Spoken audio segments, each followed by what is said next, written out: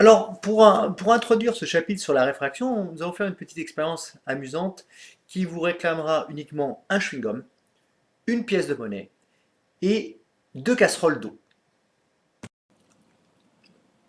Première étape, mâcher le chewing-gum. Deuxième étape, coller le chewing-gum au fond de la première casserole et mettre cette pièce de 50 centimes d'euros ici au centre de la casserole. Troisième étape, eh bien, on pose les casseroles sur une chaise, en bois de préférence. Nous apercevons que la pièce de monnaie n'est pas visible. Nous allons verser de l'eau de cette casserole, la grosse casserole, dans la petite casserole.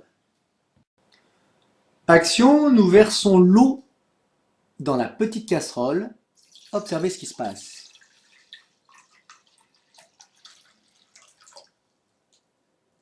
Nous apercevons maintenant la pièce. Pourquoi? Eh bien, ce phénomène est appelé la réfraction. Alors, pourquoi est-ce que la pièce invisible devient visible? Eh bien, lorsque la pièce est placée dans la casserole, au fond de la casserole, elle envoie une infinité de rayons lumineux, mais aucun ne parvient dans l'œil de l'observateur, car ces rayons lumineux sont arrêtés par les parois, ou alors ces rayons lumineux ne rentrent pas dans l'œil de l'observateur.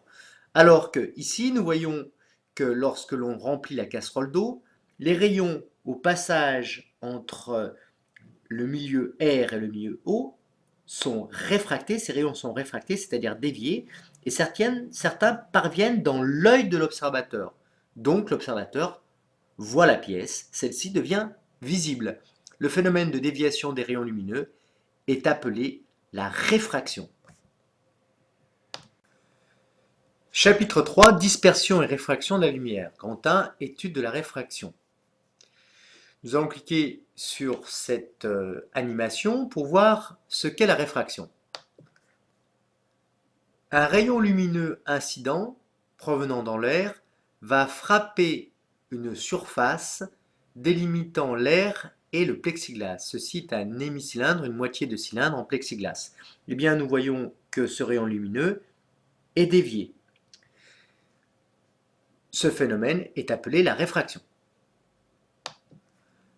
L'angle d'incidence que nous pouvons régler ici est l'angle entre le rayon lumineux incident et la normale à la surface, c'est-à-dire la perpendiculaire à la surface. Ici, cet angle vaut 30 degrés. Nous voyons que l'angle de réfraction, qui est défini entre le rayon réfracté au rayon dévié et la normale à la surface, est ici d'environ 22 degrés. Si nous faisons varier l'angle d'incidence, en le prenant par exemple égal à 60 degrés, nous voyons que l'angle de réfraction ici augmente également, qu'il vaut environ 42 degrés. Donc l'angle de réfraction dépend de l'angle d'incidence. On appelle réfraction de la lumière le changement de direction que la lumière subit lorsqu'elle traverse la surface séparant deux milieux transparents différents. Cette surface de séparation est appelée le dioptre.